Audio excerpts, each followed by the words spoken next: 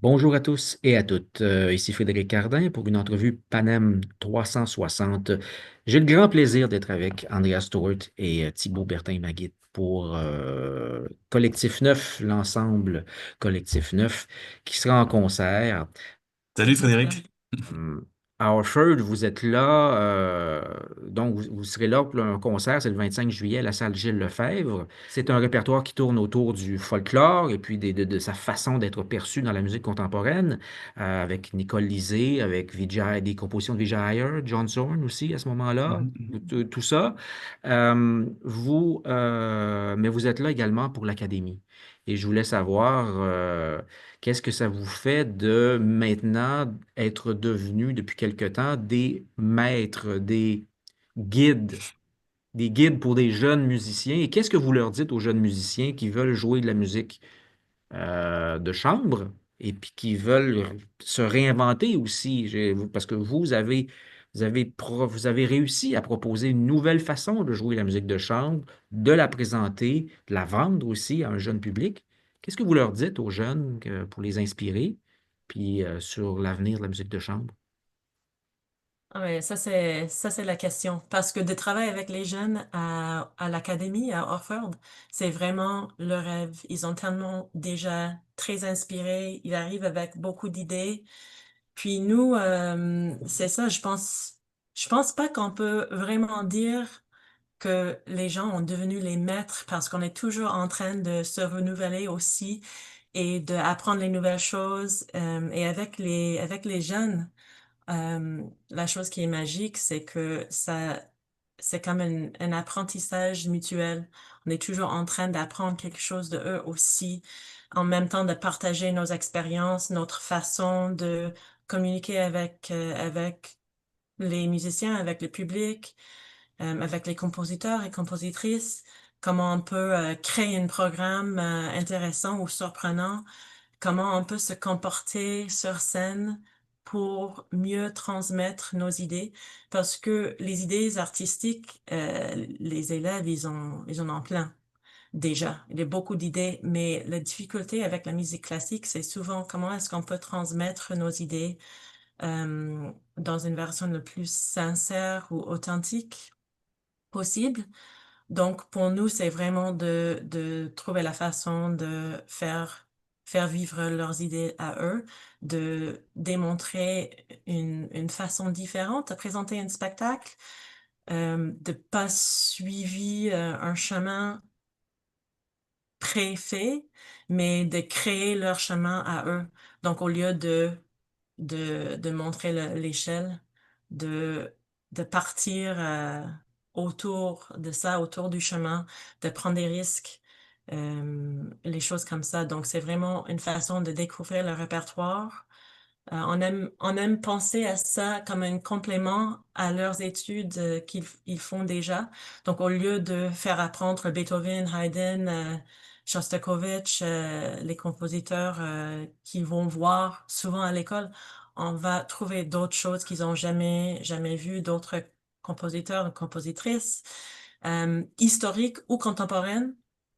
Donc, il y a plein de musique qui est super intéressant qu'on voit jamais, en fait. Donc, c'est vraiment leur opportunité de, de découvrir un grand répertoire, c'est ça, de trouver les autres façons d'exprimer leurs idées musicales et artistiques et Mhm. autres.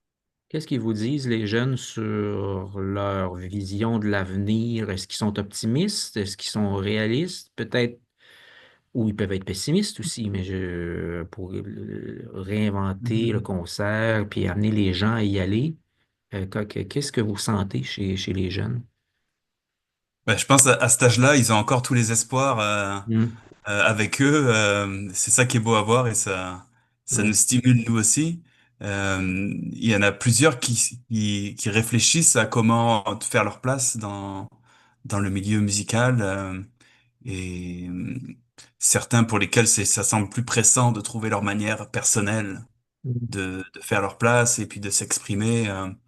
Donc, c'est ça, comme disait Andrea, c'est ça la mission qu'on s'est donnée, c'est de leur dire, bah, tout est possible. il y a des manières habituelles de faire les choses, mais on vous en présente d'autres. Puis c'est ça que nous on fait, mais il y a plein d'autres manières possibles. Et donc on a pas, on a quand même une semaine avec eux, on a le temps de discuter, d'échanger des idées et d'écouter leurs idées et puis de les intégrer dans leur parce qu'ils vont participer à notre concert, mais ils ont aussi un concert la veille où Ah, ils c'est seront là.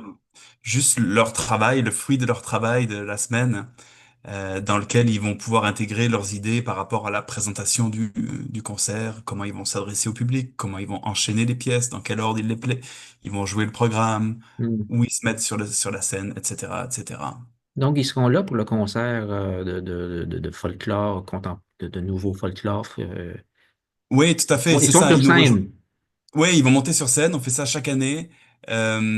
Cette année, ils nous rejoignent pour une des pièces de Nicole Lisée. Ce sera peut-être la première fois que la plupart d'entre eux jouent la musique de Nicole. Donc oui, ils nous rejoignent et on est très excités de les accueillir. Donc on va être 25, 27 sur C'est sur la ça, Ah, scène. ça, c'est plus collectif 9 qui est augmenté à 27. 28. C'est c'est ça ça. pour une D'accord. des pièces. Donc ça c'est super. C'est une super manière de finir la semaine avec eux et de finir notre programme aussi sur scène au festival. Parlez-moi de ce répertoire. Pourquoi vous avez choisi ces formes de nouveaux folklore et d'inspiration folkloriste, Hmm. folklorique dans la musique contemporaine avec tous ces compositeurs? Qu'est-ce qui vous a amené à faire ce choix? Et puis ensuite, le choix du concept. Et ensuite, pourquoi ces compositeurs et compositrices? Qu'est-ce qu'on va entendre? Ben, le folklore, ça a été depuis longtemps pour nous un, un endroit où on a puisé des références et des manières de faire et des influences dans les propositions qu'on a faites jusqu'ici. Parce il y a une manière de connecter avec le public qui est peut-être plus simple, plus naturelle, plus instinctive avec les musiques folkloriques. Et donc tous les liens qu'on peut faire avec la musique classique écrite, c'est très intéressant. Et donc c'est quelque chose qu'on a beaucoup développé au cours des années. Puis là, on revient avec une proposition euh, parce qu'on n'a pas fait ça de manière continue, ce lien avec le folklore évidemment, mais c'est quelque chose qu'on faisait beaucoup au départ et quand on a joué à la Naudière. Mais là, on revient avec une proposition qui est plus contemporaine, donc ça va bien avec le titre du spectacle, mais avec des compositeurs qui ont un langage plus contemporain, disons plus personnel. Et le tout, ça fait l'idée derrière ça, c'est de faire une proposition qui est familière et qui fait découvrir des nouvelles choses.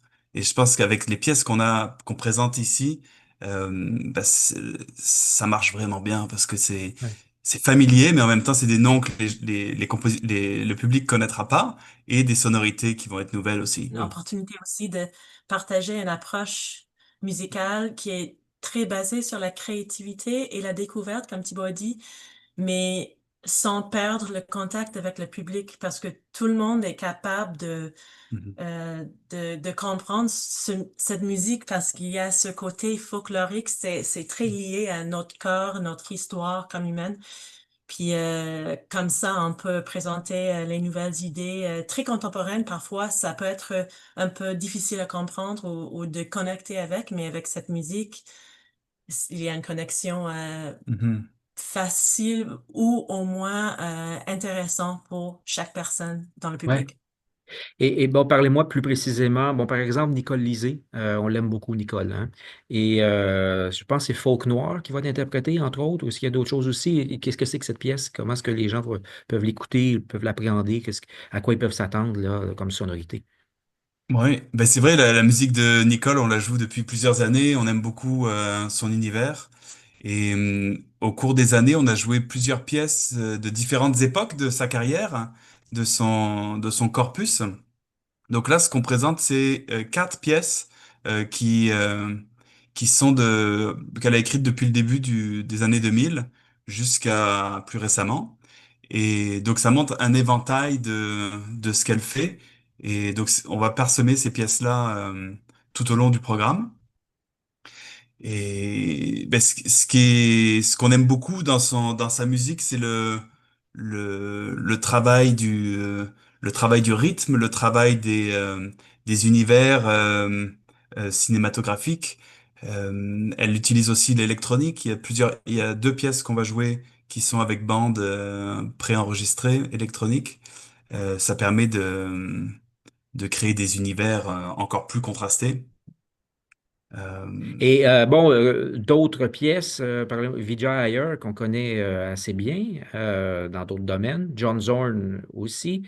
Qu'est-ce qu'on a de eux? Qu'est-ce qu'il y a de spécial dans ces pièces-là? Ben, pour les deux que tu as cités, c'est les influences du jazz, puisqu'ils sont tous les deux des compositeurs, interprètes plus dans le monde du jazz, musique actuelle, hein. Euh, et là, ça fait le lien. Ben, je pense que de toute façon, ce qui relie toutes les pièces qu'on joue dans le programme, il y a un élément rythmique qui est très fort Ah, euh, d'accord. Une et qui est traité pulsation, du beat, oui, c'est ça. exactement, exactement. Et donc, je pense que c'est ça qu'on voulait intégrer dans ce programme. Donc, dans la musique de Vijay Iyer, il y a beaucoup de groove, Hmm. des rythmes entrelacés, vraiment funky. C'est un hommage cette pièce est un hommage à James Brown. Donc, Ah, ouais. ça donne une idée de l'univers très, très dynamique, très riche rythmiquement. Euh, Puis la pièce de John Zorn, qui est une pièce pour trio à cordes. Donc on va être seulement violon, violoncelle et Ah, d'accord. contrebasse pour cette pièce-là. Et c'est une pièce plus épurée qui laisse place à l'improvisation. Donc on est plus dans Ah l'improvisation. On oui. n'est pas dans le John Zorn complètement abstrait. On est Ouais, ouais, plutôt. ouais, il peut l'être, hein. Il peut être beaucoup de choses, John Zorn, en fait. Ouais, c'est ça. Oui. Donc là, c'est plus euh, avec thématique, avec improvisation. Et puis, Non, mais je pense que le groove, l'idée de groove, c'est comme le fil conducteur parce que OK. même si les pièces sont très contemporaines ou si le groove est traité dans une façon très contemporaine, ça reste comme mouvementé ou quelque chose comme ça. Ça continue de